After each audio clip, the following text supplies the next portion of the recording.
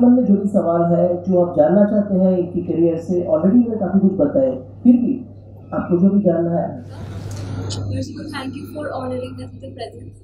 मेरा क्वेश्चन ये है कि outside your success, what would you consider a significant turning point in your career? Significant turning, very good question. Turning point in my career. 2014 में मेरे पास बिल्कुल काम नहीं था। 2014 का पूरा साल मैं घर बैठा था। मैंने सिर्फ 9 दिन शूटिंग की थी और इस हद तक बातें होती थी घर में कि मेरी बच्ची जब तक बड़ी हो रही थी मुझसे कहती थी कि बाबा you don't have any way to go. अभी छोटी सी बच्ची को कैसे समझाए कि एक्टर के पास अगर शूटिंग नहीं है तो वो कहीं जा नहीं सकता ना, कहाँ जाएगा।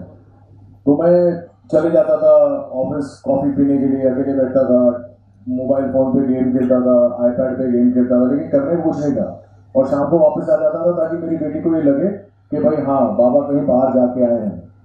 तो ये 2014 की बात है। 2015 में मुझे काबिल मिली जब मुझे कोई काम नहीं दे रहा था और मेरे मित्र हैं, मेरे बड़े भाई समान हैं संजय गुप्ता, उन्होंने मुझे काबिल दी और मैंने काबिल को मना कर दिया था। ये और कहानी है क्योंकि एक नेगेटिव रोल था। मैंने अपने पूरे करियर में नेगेटिव रोल कभी किया नहीं था और एक रेपिस्ट का रोल था। तो मेरी बच्ची बड़ी हो रही थी, मैंने कहा कि कैसे ये रोल करूंगा, 20 साल से हीरो का रोल या पॉजिटिव रोल्स करता है टेलीविजन और सिनेमा में।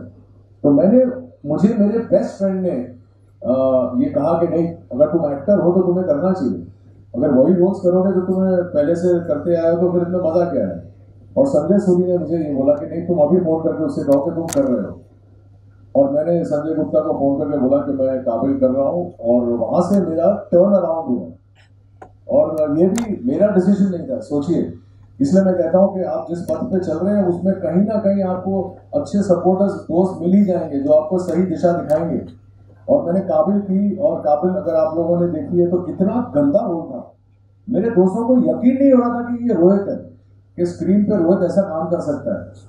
और वो मेरा टर्निंग पॉइंट था। उसके बाद of course the journey has been very well.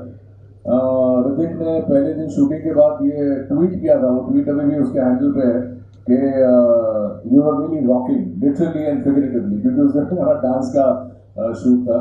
और जब फिल्म खत्म होने के बाद राकेश रोशन साहब के घर एक सेलिब्रेशन डिनर था और मेरी तबीयत खराब थी तो मैं जा नहीं रहा था।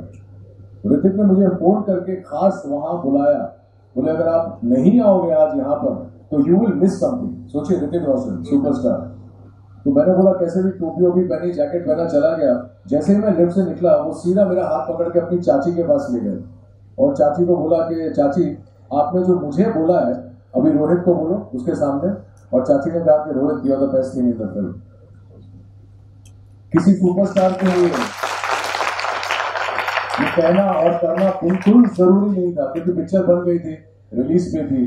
लेकिन this is again going away from me and what a large hearted soul Hrithik is कि he wanted me to hear कि तुम ये फिल्म नहीं करने वाले थे, तुमने अब किया है और मेरी चाची कह रही है that you are the best thing in the film. बहुत बड़ी बात थी। So I think that I would consider as one of my turning points. वाह, thank you very much. Hi, my name is Susmita from BJMC, Journalism and Mass Communication Department. Hi Sunita. Sir, मेरी question आपसे ये थी कि छोटे पर्दे से बड़े पर्दे तक का सफर आपने किस तरीके से तय किया? क्या कुछ स्ट्रगल और चैलेंजेस आपको उस सफर में तय करने के लिए?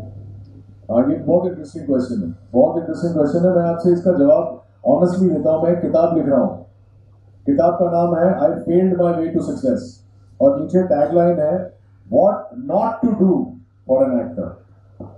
तो मेरा ये जो ट्रांजिशन था टेलीविजन से लेके फिल्मों तक का, इसमें मैंने सिर्फ गलतियां ही की हैं।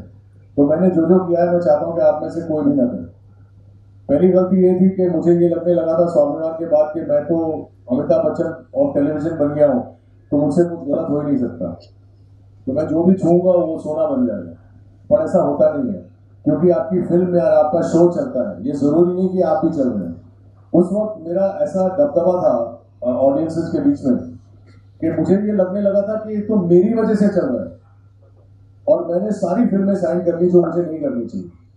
तो जो एक ट्रांजिशन स्वाभिमान के टाइम पे ये कहा जाता था कि रोहित शाहरुख को हिला देगा, बिल्कुल नहीं हिलाया, उल्टा मैं ही किया क्योंकि मैंने गलत फिल्में साइन की। गलत फिल्मों से मतलब ये नहीं है कि वो लोग गलत है, गलत फिल्मों से मतलब ये है कि वो स्क्रिप्ट मेरे लिए नहीं है। तो आपको ये हमेशा ध्यान रखना चाहिए कि जब आप किसी भी चीज से ट्रांजिशन करने वाले हो, बहुत ध्यान से ट्रांजिशन करें। मेरी किस्मत अच्छी थी, मेरी किस्मत अच्छी थी कि 10 साल फ्लॉप्स देने के बाद में मुझे शूट आउट एंड लोखंडवाला मिली, वो भी संजय गुप्ता की वजह से। फिर मेरी किस्मत अच्छी थी कि उसके 5 साल बाद काबिल मिली, उसके बीच में मैंने कोई फिल्म नहीं की। लेकिन आप आज भी मुझसे जब एसोसिएट करते हैं, खास करके ये जनरेशन मुझे बतौर फिल्म एक्टर देखते हैं, लेकिन सच बात तो ये है कि मैं टीवी का एक्टर हूँ, मैं टेलीविजन का प्रोडक्ट हूँ। लेकिन आप लोगों ने मेरे टेलीविजन का काम देखा नहीं, जैसे मेरी बच्ची ने मेरा कोई काम नहीं देखा। तो आज मैं जो फिल्मों में काम कर रहा हूँ वो काम मिल रहा है, मेरी तकदीर अच्छी थी, ऊपर वाले का प्लान अच्छा था, इसमें मैं कुछ नहीं कहूँगा कि मेरा कोई योगदान नहीं है। पर सवाल बहुत अच्छा है।